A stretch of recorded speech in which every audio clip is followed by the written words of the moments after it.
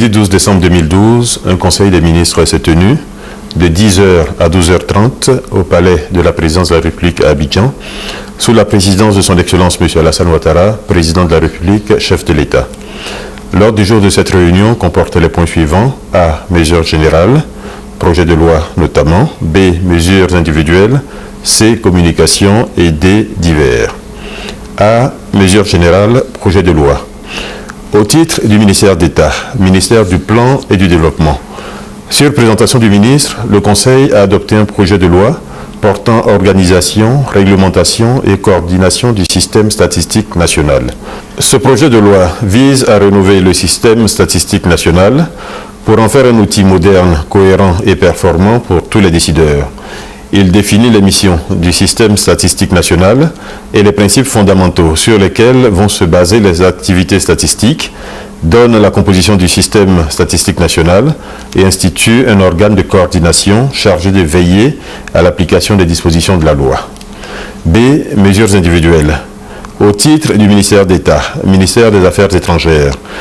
Sur présentation du ministre, le Conseil a donné son agrément en vue de la nomination de M. Mohamed Abdellahi El Boukari El Valali en qualité d'ambassadeur de la République islamique de Mauritanie près la République de Côte d'Ivoire, la nomination de M. Alfonso Di Rizzo en qualité d'ambassadeur de la République d'Italie près la République de Côte d'Ivoire, la nomination de M. Moustapha Gebari en qualité d'ambassadeur du Royaume du Maroc près la République de Côte d'Ivoire, la nomination de M. Yassine El Oued en qualité d'ambassadeur de la République de Tunisie près la République de Côte d'Ivoire. 2. Au titre du ministère de la Promotion, de la Jeunesse, des Sports et des Loisirs. Sur présentation du ministre, le Conseil a adopté une communication relative à la candidature de la Côte d'Ivoire au poste de secrétaire général de la Conférence des ministres de la Jeunesse et des Sports de la Francophonie, CONFEJES. La Côte d'Ivoire entend à cet effet présenter la candidature de M. François Alayao au cours de la 34e session ministérielle de la CONFEJES qui se tiendra les 7 et 8 mars 2013 à Niamey au Niger. C. Communication. 1. Au titre du Premier ministre, sur présentation du ministre d'État, ministre du Plan et du Développement, le Conseil a adopté une communication relative aux conclusions du groupe consultatif organisé par la Côte d'Ivoire au siège de la représentation de la Banque mondiale à Paris les 4 et 5 décembre 2012. Pour la période 2013-2015, les investissements prévus par le Plan national de développement PND s'élèvent à 9 509 milliards de francs CFA, dont 4 185 milliards de francs CFA attendus du secteur public et 5 324 milliards du secteur privé.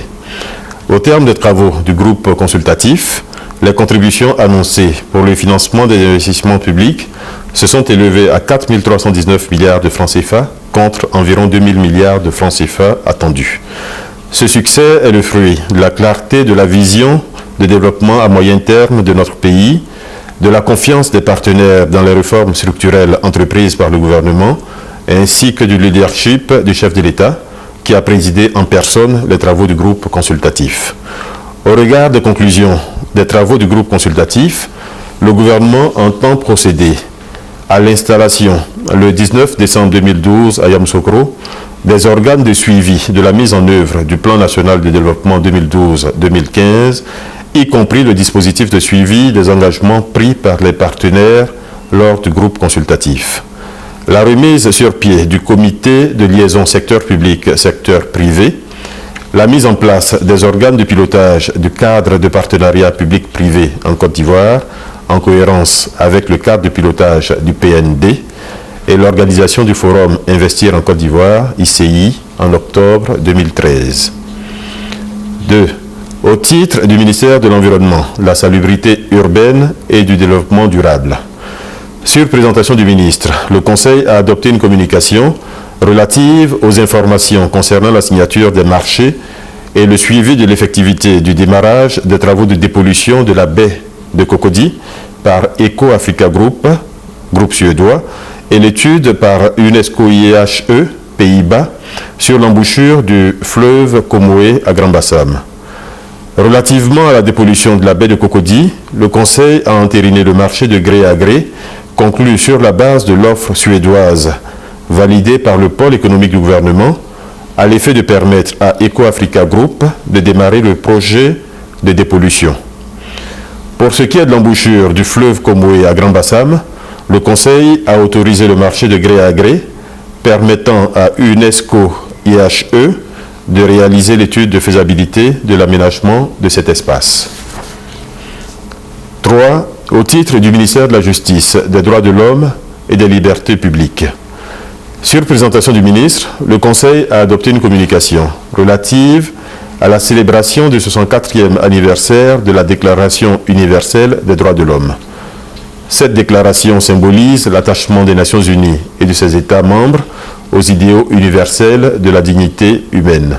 Cette journée commémorative constitue pour la communauté internationale et tous les acteurs de la promotion et de la défense des droits de l'homme l'occasion d'évaluer la situation des droits de l'homme dans le monde et de redoubler d'efforts pour mieux connaître et respecter les idéaux énoncés dans cette déclaration. 4. Au titre du ministère du Commerce, de l'Artisanat et de la promotion des PME, sur présentation du ministre, le Conseil a adopté une communication relative à la participation de la Côte d'Ivoire au 7e sommet des chefs d'État et de gouvernement du groupe des États d'Afrique, des Caraïbes et du Pacifique, ACP, à Malabo, Guinée équatoriale, du 10 au 14 décembre 2012. Ce sommet, qui a pour thème l'avenir du groupe ACP dans un monde en mutation, défis et opportunités, permettra aux participants d'examiner les questions relatives aux préoccupations mondiales telles que la sécurité, la bonne gouvernance, les changements climatiques, la sécurité alimentaire, etc. Au titre du ministère des Transports, sur présentation du ministre, le Conseil a adopté une communication autorisant le ministre des Transports à procéder à la renégociation de la convention de concession du terminal à conteneurs du port d'Abidjan. Dans ce cadre, le ministre conduira la délégation chargée des négociations qui se rendra à Paris du 12 au 16 décembre 2012. D. Divers. Premier point des divers. Au titre du ministère d'État, ministère de l'Intérieur et de la Sécurité, en liaison avec le ministère d'État, ministère des Affaires étrangères, le Conseil a été informé du décès accidentel du nonce apostolique et doyen du corps diplomatique, Monseigneur Ambrose Matta, survenu le samedi 8 décembre 2012. Le gouvernement renouvelle ses sincères condoléances à la famille du défunt, aux membres du corps diplomatique accrédité en Côte d'Ivoire, ainsi qu'à la grande famille chrétienne de notre pays. L'inhumation de Monseigneur Matta aura lieu le vendredi 14 décembre 2012 en Inde, en présence d'une délégation gouvernementale ivoirienne. Auparavant, une messe de requiem pour le repos de l'âme du défunt aura lieu le jeudi 13 décembre 2012 à la cathédrale Saint-Paul d'Abidjan, en présence du chef de l'État.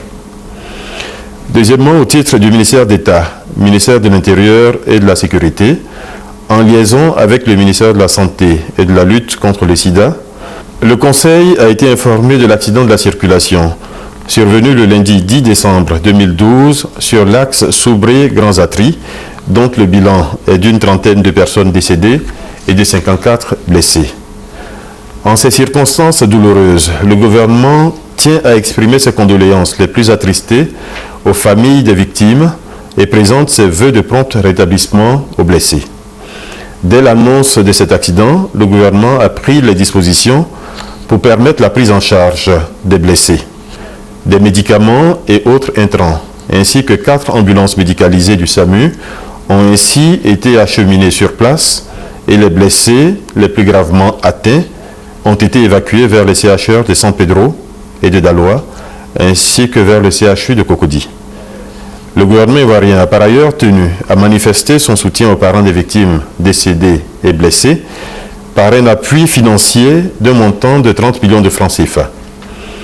Face à ce tragique événement, le gouvernement tient à appeler tous les usagers de la route à la vigilance, à plus de prudence, d'attention et de responsabilité en cette période précédant les fêtes de fin d'année, en général caractérisée par de nombreux mouvements de population.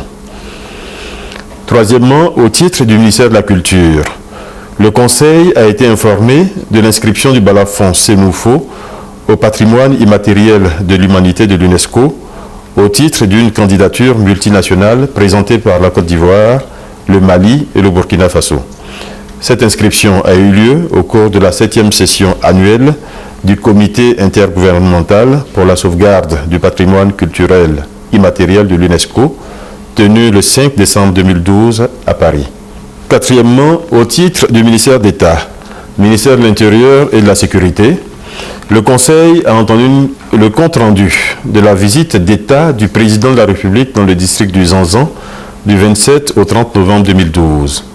Le programme de cette visite d'État a permis au chef de l'État de se rendre successivement dans les villes de Bondoukou, Bouna, Doropo, Teimi, Nassian, Sandégué, Transua, Kounfao, Tanda et Gouméré, couvrant ainsi les 9 chefs-lieux des départements que couvre le district du Zanzan.